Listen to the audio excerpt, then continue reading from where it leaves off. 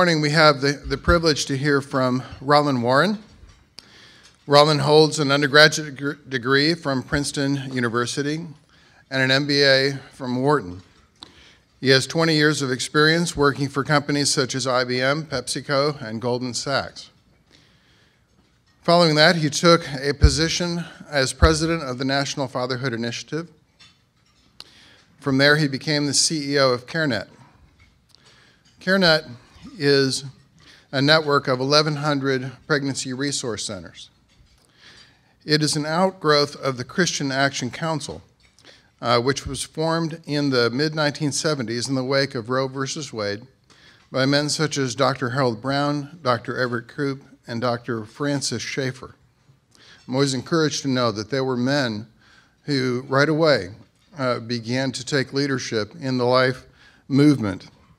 And I'm proud to say that Roland Warren stands on their shoulders. Roland regularly appears in the media and is a frequent speaker. Please join me in welcoming him here this morning.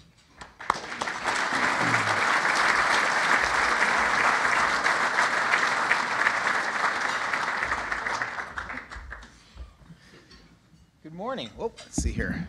Thank you very much, Dennis. I appreciate that. Good morning to all of you. I need a little more. I have low self-esteem, so I need a little more enthusiastic. Good. Thank you very much. Delighted to be with you. I'm always anxious to get back to Texas. My wife's a Texan, which she reminds me of. I just asked her yesterday. I said, "Are you a Texan?" And she hasn't lived in Texas for 36 years, and she said, "Of course." So it just when you're from Texas, you're always from Texas. So I kind of glom on. I'm sort of connected to her and connected to you in that way. You know, it's an interesting thing because, you know, I've been with CARENET for about 6 years, and it's a mission and a vision that is near and dear to my heart, because what we're really seeking to do is create a culture where women and men faced with pregnancy decisions are transformed by the gospel of Jesus Christ and empowered to choose life for their unborn children and an abundant life for their families.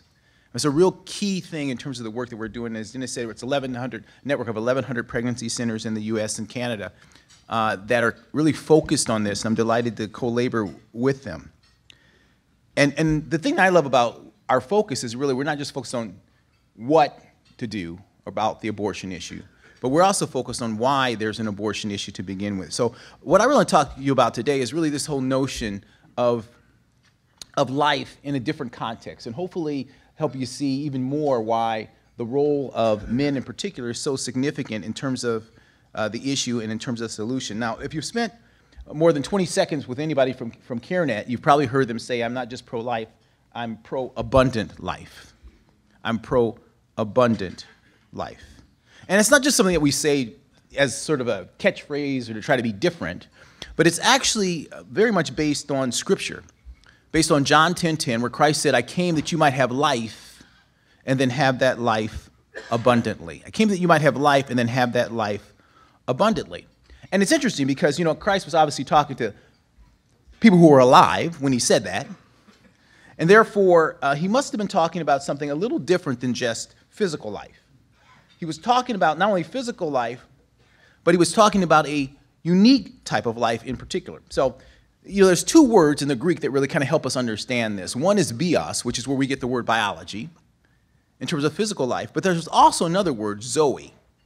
And it's interesting because when you see those two words together, one is a physical life and the other is a spiritual life, a unique type of spiritual life that only comes from a connection with Christ. So you've got bios, which comes at conception, and then you have zoe, which comes when you have that new creation, you become a follower of Christ. And the way I try to think about this and to help you kind of connect it, for me, it's about heartbeats that are heaven-bound.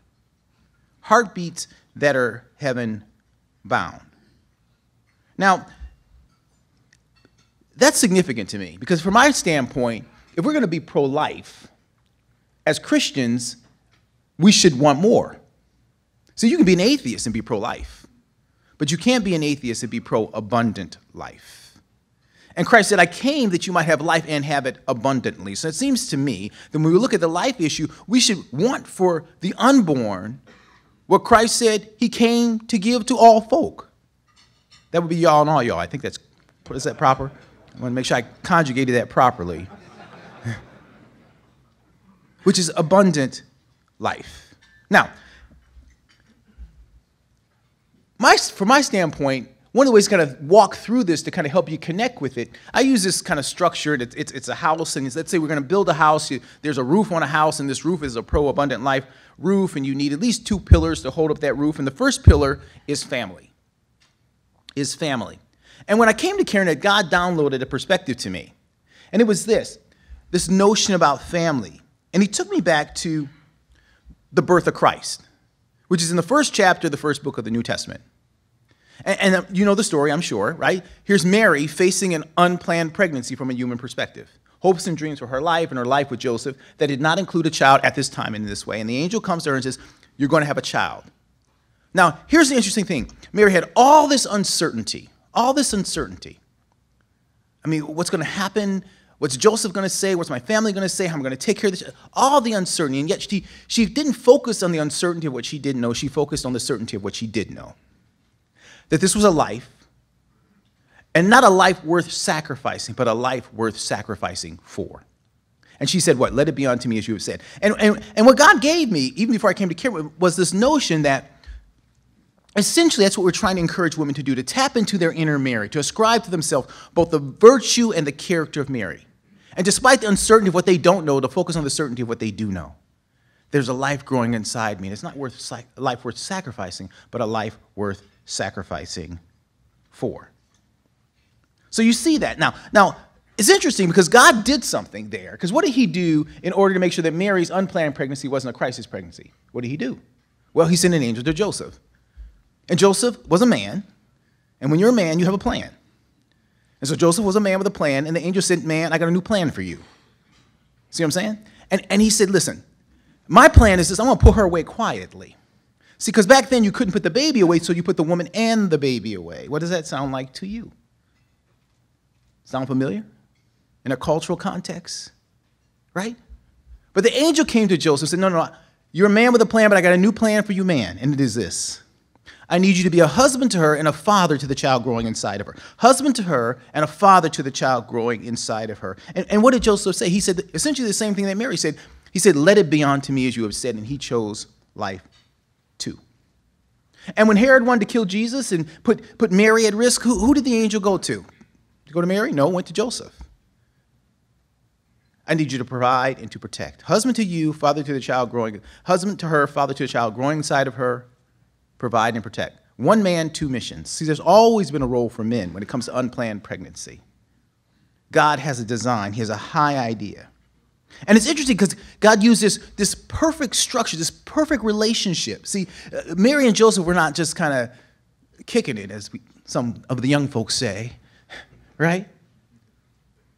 They weren't engaged. They were connected in a covenant relationship. See, that's why he was going to divorce her quietly. He was going to divorce her quietly. And God brought Jesus into this relationship that accomplished his purpose without violating his covenant. His high idea, the high idea of how he wants children to come to the world. And so from my perspective, it gave me this insight. I said, my gosh, that I've got my marching orders. I've got my business plan. I have my ministry model. It's in the first chapter of the first book of the New Testament. After God was silent for over 400 years, in the first chapter of the first book of the New Testament, he gave us what we're supposed to do. And my observation as a new person coming into this is that we've lost part of that narrative. We lost part of that narrative and part of that response in terms of how we've been dealing with the issue. See, because the Holy Family was holy family. A father and mother united in marriage, loving each other, loving their child, and loving God. That's the high ideal. It seems to me that if you're going to be pro-abundant life, that's the high idea you should strive for. God's design for family. God's design for family. And part of the challenge here, from my perspective, has to do with the fact that we actually delinked aspects that are in that story in terms of our response. You see, there's an order in Scripture. What was the first thing that the angel told Joseph to do? He said, what? Do not be afraid to take her as your wife. In other words, the first thing that the angel did was he affirmed God's design, the sanctity of marriage and family, before he gave him the notion about the sanctity of life. See, in my humanity, the first thing I would have done is said, listen, Joseph, protect that Christ child. She's carrying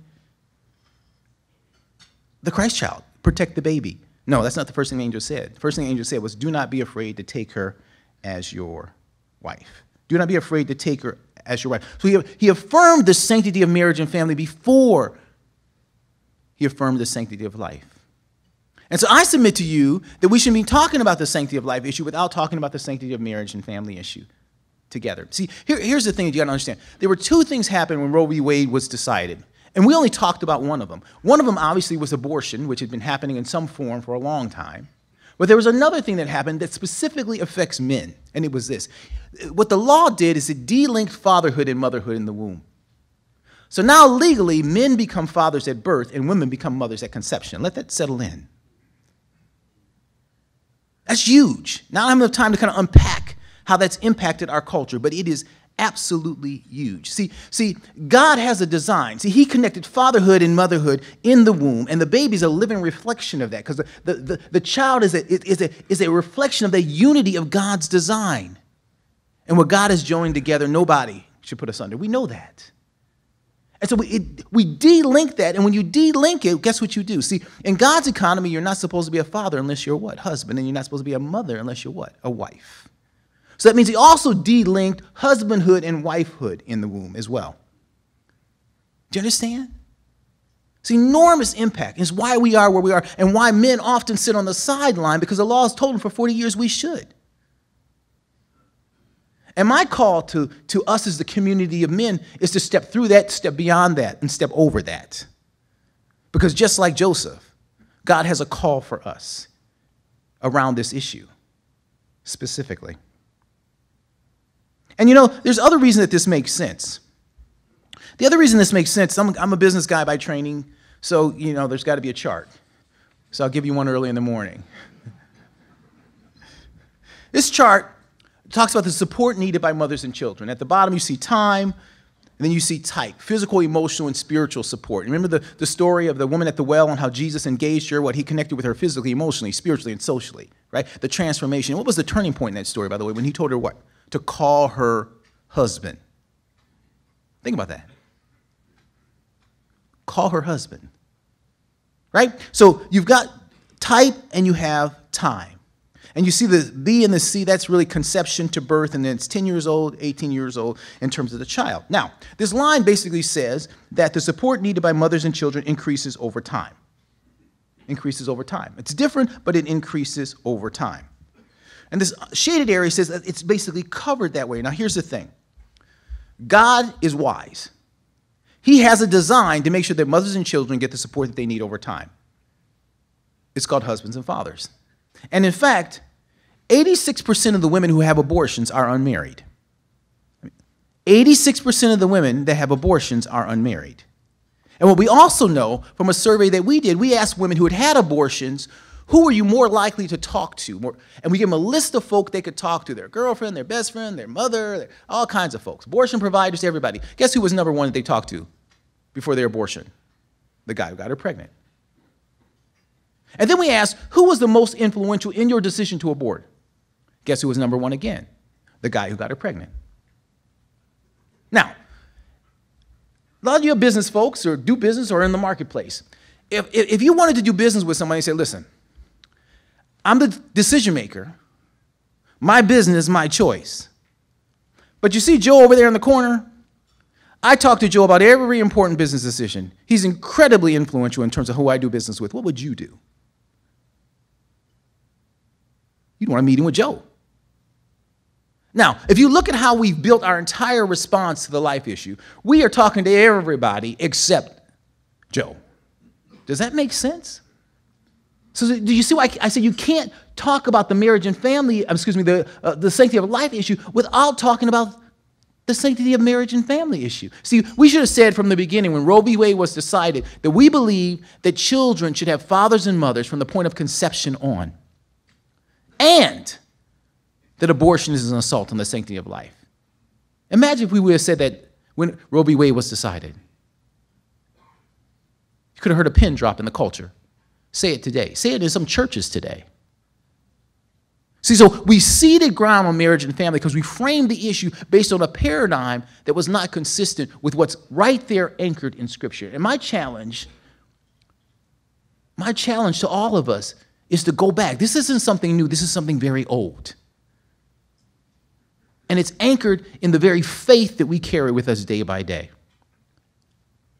So 86% of the women who have abortions, right, are unmarried. So if you really want to reduce abortions, guess what you have to do? You have to build a marriage culture. And if you don't build a marriage culture, you're not going to be able to reduce abortions. It's just business. Now, I'm in the pregnancy center business. See that little teal there in the corner? That's pregnancy centers. Amazing work that pregnancy centers do. Amazing first step from conception to birth. Reaching somebody at their point of need. Offering them compassion, hope, and help. Amazing work. I'm just blessed to be involved in that. But there's a problem. See, you see that yellow part? That's missing support. See, so while we're in the pregnancy center, loving her up, and basically helping her see all the support she has from conception to birth, guess what's happening? The other side is reminding her of all the support she doesn't have after that. This is about 9 months and 1 second. And she's making a decision between conception and birth about what support she has after birth. And to the degree that she can't figure out how she's going to fill that missing support, she's much more likely to have the abortion. And I know that firsthand. See, when I was in college at Princeton, the other part that's not in my story is that I got my girlfriend pregnant. I'm still trying to figure out how that happened, but that's science. Anyway, and when she went to Princeton Student Services, Health Services rather, to get the pregnancy test, the nurse administers a test, brings it back without missing a beat, and says to my wife, listen, you're pregnant. Of course you're going to have an abortion. And my wife says, well, no, I want to get married. I want to have my baby. And the nurse says, well, how are you going to graduate from Princeton with a baby? And she says, well, no, I want to have my baby. It seems like it makes a whole lot of sense. She said, well, what do you want to become when you graduate? I mean, what do you want to do? She said, well, I want to become a doctor. She said, oh, my gosh, you're going to try to graduate from Princeton with a baby and become a doctor with a baby? I mean, it doesn't seem like it makes a whole lot of sense. What was she talking to my wife about? Her hopes and dreams, all that yellow area. All that yellow area. But what the nurse didn't know, that my wife did know, was that she had someone who said, look, I'm going to be a husband to you, and I'm going to be a father to our child growing inside of you. And my wife's been practicing medicine for almost 30 years now. Do you see? Do you see? So the issue that we're dealing with every day is right there on one chart. That's the issue. That's the issue. Now, lest folks get twisted, I always try to make this point. It's not just about whether this woman marries that guy. He might not be marriageable. She might not be marriageable. But you see, she's come to the pregnancy center or she's come to the abortion clinic because she's delinked fatherhood, motherhood, and sex and marriage consistent with God's design, because that's what the culture has required of her. And she's walked in the fullness of the culture. And that's why she's facing the consequence of that. And so if we have her in a pregnancy center, we love her up, and that stuff is still delinked and we send her back out into the culture, what do you think happens too often? You see, our sign can't say, thank you, come again. Our sign has to say, thank you, don't come again. Not to be served, but to be service to others. See, the difference here is between a transactional approach to this issue and a transformational approach to this issue. See, because if you have a transactional approach to this issue, it's basically consumer, it's just business. So if she comes in with a child, she keeps her child, and then she comes back 18 months later with a new crisis and a new guy, and our sign says, thank you, come again. And then she comes back with a new, you get what I'm talking about. Now, if you are Burger King, Wendy's, Walmart, Chick-fil-A, that's great, because that's a transactional business. And oh, by the way, if you're Planned Parenthood, no problem there. They're not in the transformational business, they're in the transactional business. That's all it is. It's just a business. They believe that they're selling a morally neutral consumer product that women want and need. It's just business. So if we're not focused on what causes transformation in people's lives, what will cause a transformation in her life, then what we end up looking like is just sort of a Christian version, so to speak, of the Planned Parenthood model. And I have to tell you, that's a big, big challenge. Repeat clients. See, we're not called to that. We're called to have a relationship-based, covenant-focused ministry. Because you know who had a relationship-based, covenant-focused ministry? Christ. See, he knew something about the woman at the well. She was going to need water tomorrow. See, she was there the hottest part of the day, all alone, at risk, vulnerable. And he knew also that her being there that way was tied to her no husband problem. And the woman that's coming to a pregnancy center or a Planned Parenthood, the reason she's there is tied to her no husband problem. And Jesus knew that she was going to be back tomorrow, but guess what? He wasn't going to be there. So he wasn't in the transaction business. She thought this was about bottled water. He said, no, this isn't about bottled water, me digging a well near your house. This is about you being transformed by the gospel of Jesus Christ. He wasn't saying, thank you, come again. And what happened? She's transformed. The whole community is transformed. You remember the story? So if we're going to be pro-abundant life people, that means we have to be in the transformation piece, transformational ministry model. And in order to do that, there's some other things that need to happen. So from my perspective, it's critical that we build this first pillar so that even if she doesn't marry that guy, that her mind has been transformed so she relinks fatherhood, motherhood, sex, and marriage and God's design for these things. So that the next time she has an opportunity to have sex, the next time he has an opportunity to have sex, then he does it by viewing it through that lens. If you're a married person and you're not having sex with somebody who's not your wife, well, why is that? It's because when a sexual opportunity comes up, you view that through the lens of fatherhood, motherhood, sex, and marriage consistent with God's design. It doesn't get through the filter. Isn't that what we want for her? Isn't that the value set that we want her to communicate to her children? Isn't that the value set that we want for him? It is if we're not in a transactional business, but we're in a transformational ministry.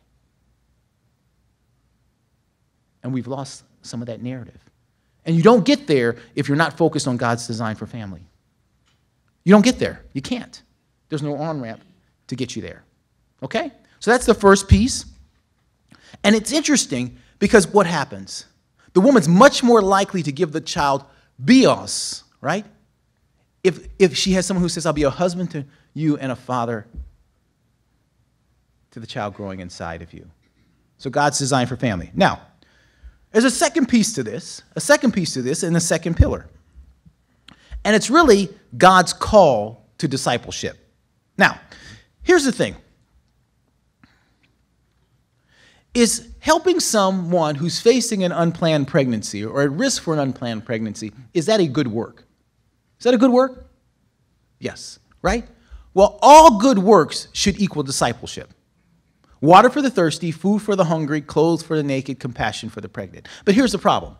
Most Christians do not view the life issue as a discipleship issue primarily. They either view it through a political lens or through a material lens. If you talk to a typical Christian, you say, are you pro-life? And they say, yes. And you say, well, what are your pro-life bona fides? Prove it to me. And they say, I voted for this candidate. Or I provided this kind of material support. And I would submit to you that although the abortion issue has a material component and has a political aspect, it's not primarily either one of those things. It's primarily a discipleship issue. Why? Because it's a good work, and all good works are supposed to equal discipleship. And oh, by the way, this call is the Great Commission, which is in the last chapter of the first book of the New Testament. So the family's in the first chapter of the first book of the New Testament, and the discipleship's in the last chapter of the first book of the New Testament. Makes it pretty easy. Now, why are we viewing this issue through a material and political lens? See, I really feel like we've been pushed into that perspective because of the narrative that's been put out into the public square and one that we've pushed forward. But see, I went back to Scripture, and I remember the time when Jesus was given that coin, and he was asked, should we pay taxes? And he looked at the coin and said, what? Render unto Caesar what is Caesar, and unto God what is God's. And what was Caesar's realm? What did Caesar care about? He cared about the political and the material. So it wasn't that we aren't supposed to be involved in the political and the material. It's that we're supposed to put the priority someplace else. Now, here's the thing. See, if you're a disciple maker, you can't be a disciple maker without focus on the focus on the material. Why? 1 John 3:17 says what? If you have material goods and your brother and sister's in need and you don't have pity, then the love of God is not in you, which means what? You're not a disciple maker. So you can't be a disciple maker without focusing on material support, but you can focus on material support without focusing on discipleship. That's called social services. It's called WIC. I don't care how many kids you come with. I'll give you your program. I'll give you whatever. Do you see? It's transactional, not transformational, because discipleship is transformational. And oh, by the way, you cannot be a disciple maker without being involved in the political. Why? See, God is involved in the affairs of man, and he organizes the affairs of man, what? Through a political process. And as we know, governments have an amazing ability to be unjust, especially to who? Especially to the vulnerable.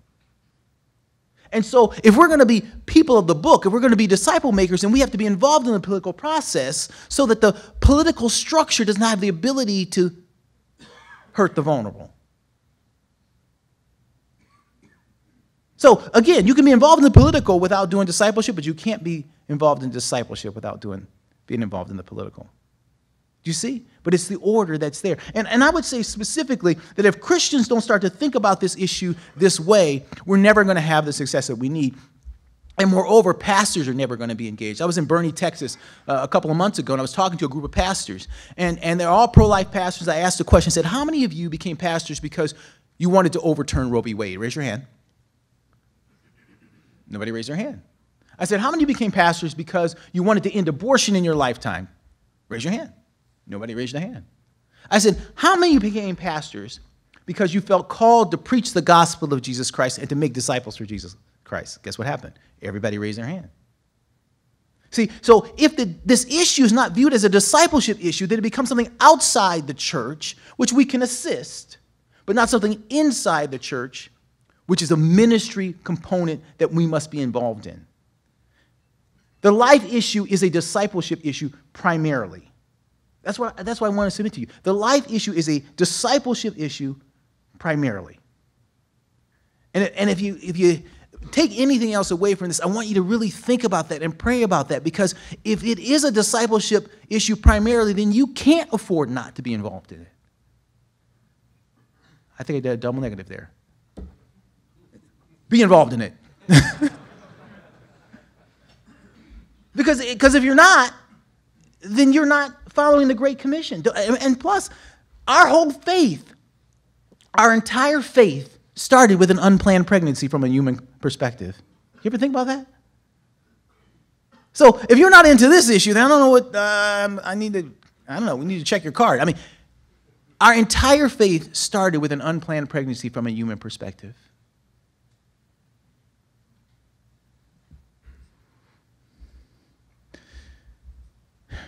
The other reason why it's so important for the church and people of the church to be involved in this issue is because we have another problem. See, the work I do with pregnancy centers, pregnancy centers can do evangelism, which leads to conversion. But we're not called to make converts, we're called to make disciples. And what happens too often is that person leaves the pregnancy center and ends up going back to the culture. And that's where we get this situation where they're back again. See, because discipleship is not just a biblical construct, it's a principle of replication. So if you're a parent, your children are your disciples. If you're a gang leader, like this gentleman here, he threw me a couple signs when I was up here. It's all right, don't turn your back on that one. Then your gang members are your disciples. It's a principle of replication. So she was a disciple of the culture. If we send her back to the culture, if we send him back to the culture, what do you think happens? Replication. That's why they need to go not back to the culture, but to the church for ongoing support and discipleship. That's the missing link. Each and every one of us has an ability to step into that need in some way, shape, or form. And that's part of my call to you. Yes, we want your treasure. Doors will be locked. No, I'm just kidding. Right? But this also is about your time and your talent. Someone's facing a pregnancy decision. They need to become a disciple of Jesus Christ. And each and every one of us in this room has something that we can do to help them in that process. Why? Because only by becoming a disciple of Jesus Christ do they have that transforming power that leads to a heartbeat that's heaven-bound. And this is the church's work. You know, one of the things that God put on my heart early on was James 1:27 talks about religion that God our Father finds as pure and faultless as what? To care for the orphans and widows in their distress, right? And to keep oneself from being polluted by the world. And it was interesting because when I thought about that, what was an orphan when this was written? Well, it was a child without a father, and what was a widow? It was typically a mother without a husband. And so what we have in our communities and what we have in our pregnancy centers is cultural orphans and widows. And instead of the husband and the father being dead, it's the husband and the father, proverbial husband and father, saying to the mother and the child, "You're dead to me." And so, any of y'all interested in religion that's pure and faultless in God's sight? I'm just checking. Anybody? That should be y'all and all y'all. Then you're called to this issue. Because we have cultural orphans and widows. And the other thing that we have is this transforming power of the gospel of Jesus Christ for that father and that husband potential, right? Who's stepped away to have a Lazarus moment and be brought back to life. See, he may have, like me, grown up without a father. It's difficult to be what you don't see. It's difficult to give what you didn't have. And maybe you've been a father for years and years and you would come alongside a young man. Maybe he's got a hole in his soul in the shape of his dad.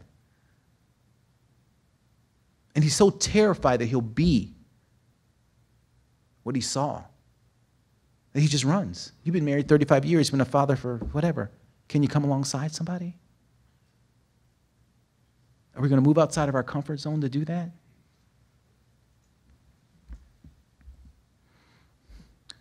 That's where the church steps in. Again, it can't do what a husband and a father would do for a woman facing an unplanned pregnancy. But this verse tells me there's a clear call. And the other issue is that 54% of the women who have abortions profess to be either Catholic or Protestant. And on the research we did, we found that nearly 4 out of 10 were attending church at least monthly at the time of their first abortion. They're in your church. In church on Sunday, in the abortion clinic on Monday. See, I tell people all the time, we need to overturn Roe v. Wade in our own churches, in our own pews.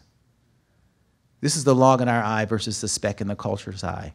And just do some math, 40%, 1 million abortions, that's 400,000. The average abortion is $500. Do the math on that. It's $200 million that Christians are funding the abortion industry year after year after year. We're marching here, marching there, trying to defund Planned Parenthood. How about this? How about Christians just stop having abortions? You think that'll impact the bottom line for the abortion providers? You better believe it will. And that's doable. But only if we start thinking about this issue as a discipleship issue. Only if we start addressing it from the perspective of what we can do as the church, not just in a political and material sense, but in a discipleship sense, the transforming that needs to happen there. So what you see here is these two pillars, and guess what? Discipleship is the key to Zoe. So you've got bios in terms of God's design for family. You've got Zoe in terms of God's call to discipleship. That's what it means to be pro-abundant life. Now, as I kind of close up here, let me tell you why I am so focused on the need for change here. I'm a black man. Note to file.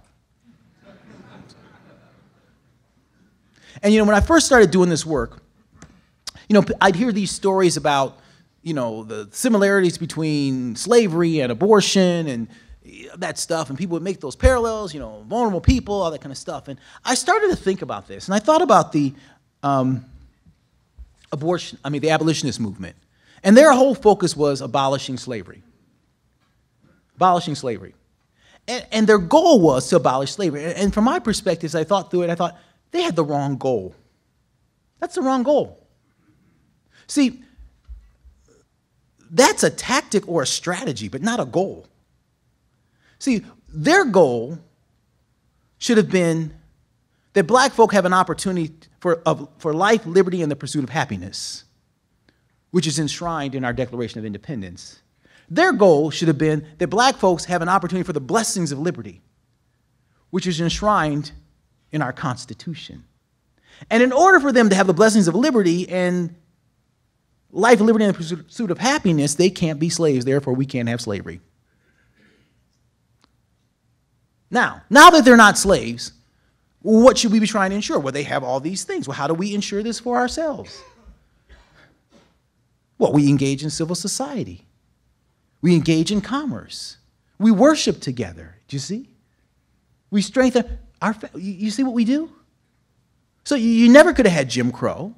None of those things would have happened. You can have that if your goal is to abolish slavery, but you can never have those things if your goal was anchored properly in the Declaration of Independence and our Constitution. And by the way, this was a movement largely led by Christians, people of the book, with a wrong goal. And I started to think about the life issue and the pro-life movement, because I think that we are heading in the same direction. See, you talk to different folks and they say, well, the goal of the pro-life movement is to overturn Roe v. Wade. And, I started to think about this. I said, well, okay, if we overturn Roe v. Wade, to what end? Are we just going to have a sea of single mother homes as far as the eye can see? And I'll tell you something. I've kind of run out of time here, and I know I got work to do, so I'm going to skip to the end here. So you shifted to rights language, which is perfect for what? A constitutional amendment.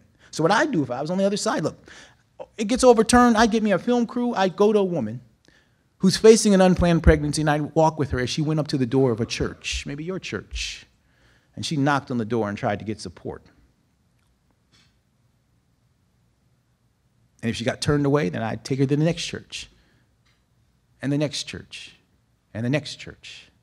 And then I'd follow her all the way to that back alley abortion. And then I'd film that. I'd probably get an Oscar. And there will be a hue and cry in this nation, not for a return to Roe v. Wade, but for a constitutional amendment guaranteeing the right to abortion. Do you see? And the only response to that, the only answer to that is the church. Because on the day when Roe v. Wade is overturned, there needs to be an ecumenical response from the church that says, no. We have a ministry on-ramp in our church that's designed to offer compassion, hope, and help for anyone who's at risk for abortion. And we're very, very good at it. We've been doing it a long time. So don't weep because abortion's gone, because we understand how to do that. Life decisions need life support. This is my call to you. My call to each and every one of you as I close, who's facing an unplanned pregnancy, help him step up, to tap into his inner Joseph. But then if you're out of that demographic like I am in terms of the ability to, face an unplanned pregnancy, then at a macro level, you've got an opportunity to be a Joseph. See, Joseph's call was not just an individual call, it was a community call. Why? Because the angel said, who was he? Son of David, right? Why? That connected Joseph to the community, connected him to the people that Christ was coming to save, the Son of David people, his people. So each and every one of us has an ability to do that and to build a ministry component. That's why I put up the Making Life Disciples ministry, which CARENET does, to enable churches to offer compassion, hope, and help, and each and every one of you have an ability to do that. Thanks very much.